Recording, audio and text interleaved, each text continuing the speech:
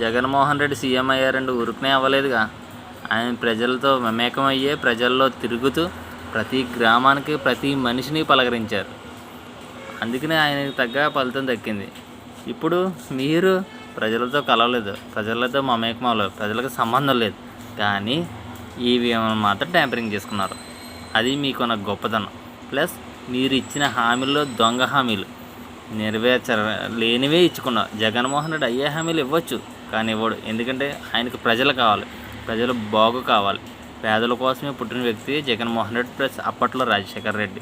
మీరు చంద్రబాబు నాయుడు హామీలో మన రామారావు గారి హామీలోంచి మీరు అబద్ధాలు చెప్తూనే వచ్చారు, కానీ నెరవేర్చడం తక్కువ, గ్రాఫిక్స్ చూపించడం ఎక్కువ.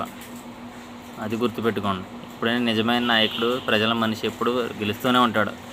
మీలాగా ఈవీఎంలు అడ్డు పెట్టుకుని, కేంద్రాన్ని అడ్డు పెట్టుకుని అవసరంలే.